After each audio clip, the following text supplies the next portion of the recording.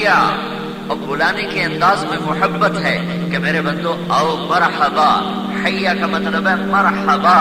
اور یہ 2 دفعہ اللہ نے بلایا، حی علی الصلاۃ، پھر کہا حی علی الصلاۃ. ایک پکار اللہ کی ہے، ایک اس کے رسول کی ہے.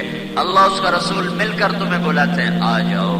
اور اس بلانے میں اتنا پیار تھا، اتنی محبت ہے کہ کہیں کسی کو یہ شک نہ پڑ جائے کہ شاید اللہ کو ساڑی لوڑ پہ گئی تاں ایڈے پیار نال سدی جاندہ ہے. تو کہیں کسی کو یہ شک نہ پڑ جائے کہ بلانے والے کو ضرورت پڑ گئی گلستان مارکیٹ کے لوگوں کی، تو اس لیے کہہ رہا حیا تشریف لائیے.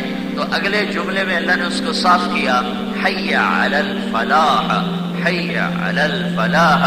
میرے بندو مجھے کوئی ضرورت نہیں، ساری دھرتی سجدوں سے بھر دو، تیرے رب کی ذات میں ایک بال کے برابر زیادتی نہیں. ساری دھرتی پتھروں سے بھر کے ان کی پوجا شروع کر دو تو تیرے رب کے دربار میں بال کے برابر کمی نہیں. ساری دنیا فرعون بن جائے، اس کی شہنشاہی میں کوئی زوال نہیں. ساری دنیا کے مرد عبد القادر جیلانی بن جائیں اور عورتیں رابعہ بصری بن جائیں، اللہ کی شان میں ایک بال کے برابر زیادتی نہیں. وہ میرے سجدوں کا محتاج نہیں ہے، وہ فرشتوں کے سجدوں کا محتاج نہیں ہے، وہ عرش لوح قلم کرسی کا محتاج نہیں ہے، وہ نبیوں رسولوں کا محتاج نہیں ہے، وہ کتابوں جنت دوزخ کا محتاج نہیں ہے.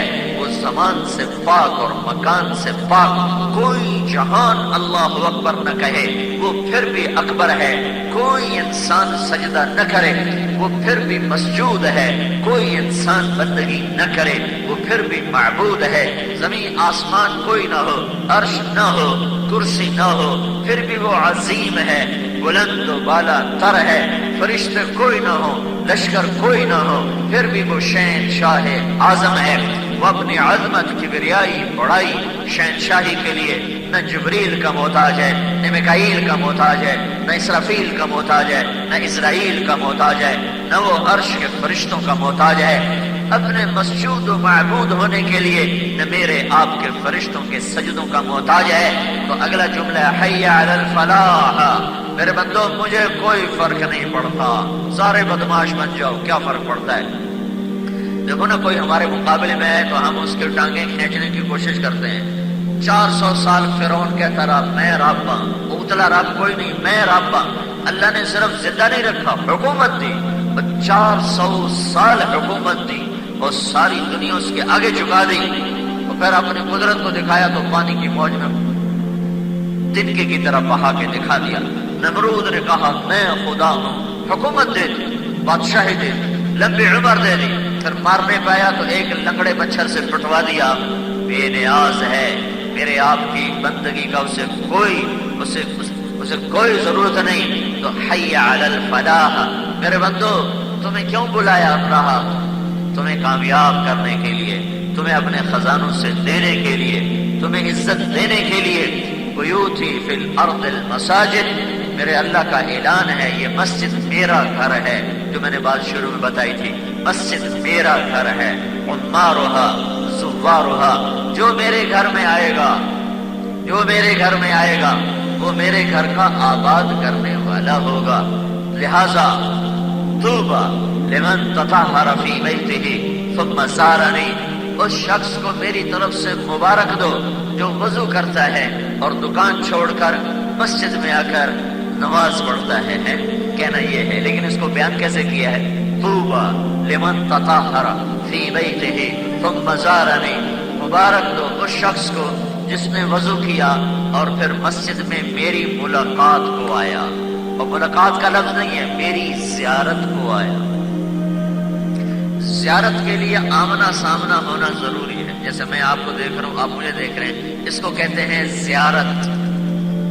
اور لقاء ملاقات، یہ پردے کے پیچھے ایک آدمی سے کھڑے ہو کر میں بات کروں تو اس کو زیارت نہیں کہیں گے.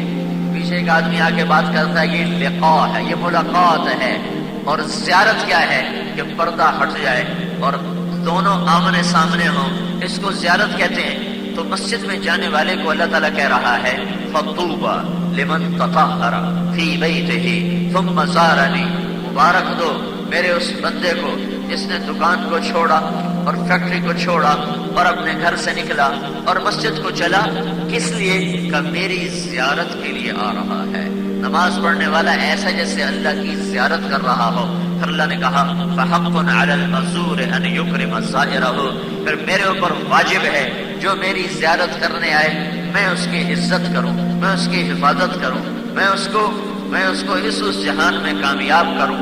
حی علی الفلاح، حی علی الفلاح، میرے بندو آ جاؤ آ جاؤ۔ حی علی الصلاح، آؤ بسم اللہ، آؤ مبارک ہو، آؤ آ جاؤ تشریف لاؤ۔ استقبال دیکھو کس کا؟ تمہارا رب استقبال کے لیے ہے، اور یہ اللہ کی ضرورت نہیں، اللہ اپنی شان سے تمہیں دینا چاہتا ہے۔ حی علی الفلاح، آ جاؤ کامیابیاں لے لو، اللہ کی طرف سے بھی اللہ کے رسول کی طرف سے بھی۔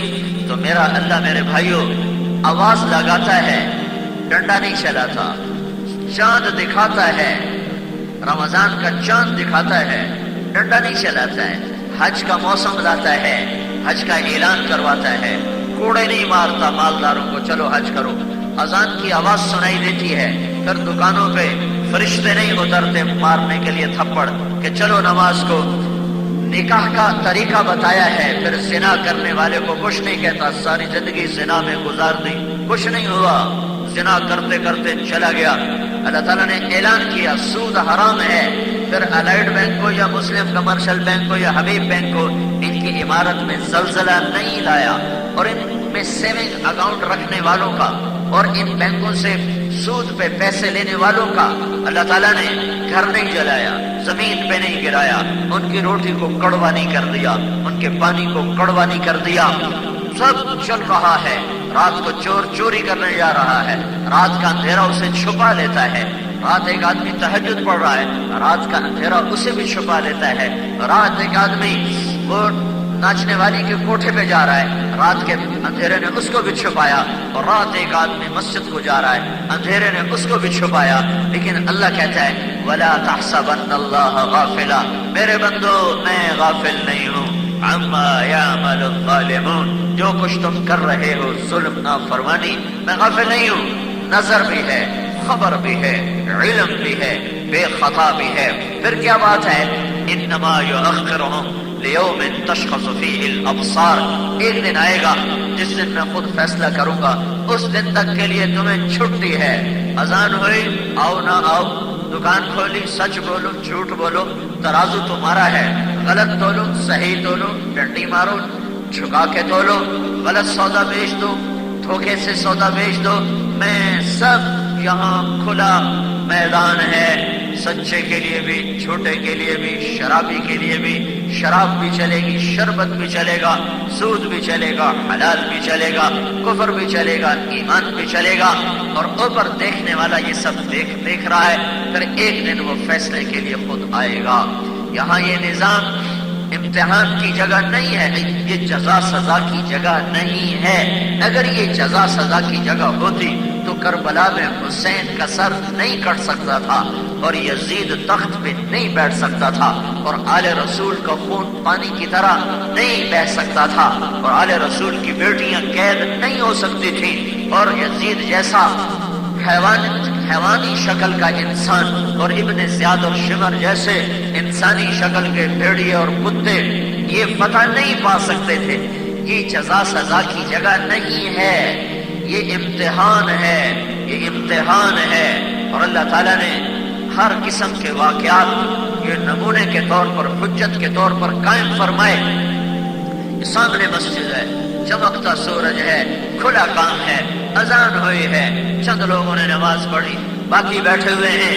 ایسا ہی چمکتا سورج تھا، یہی محرم کا مہینہ تھا، اور زمین آسمان وہ نقشہ دیکھ رہے تھے کہ دھرتی نے ایسا ظلم آج تک نہیں دیکھا، کہ زمین بھی رو رہی تھی اور آسمان بھی رو رہا تھا اور ہوا بھی رو رہی تھی، اور چند اللہ اور رسول کے پروانے وہ اللہ کے دین پہ کٹ مرنے کے لیے سارے عہد و پیمان کر کے اس کو پورا کر رہے تھے، اور 20 آدمی شہید ہو چکے تھے، 52 باقی تھے، اور سورج ڈھلا ہے اور نماز کا وقت داخل ہوا ہے۔ تو حضرت حسین رضی اللہ تعالی عنہ نے اپنے جو دائیں ہاتھ کے جھنڈا بردار تھے، اس دن آپ کے لشکر میں 3 جھنڈے تھے، ایک جھنڈا سینٹر میں تھا آپ کے اپنے بھائی کے ہاتھ میں، عباس بن علی۔ رائٹ سائڈ کا جھنڈا زہیر ابن القین کے ہاتھ میں تھا، اور الٹے ہاتھ کا جھنڈا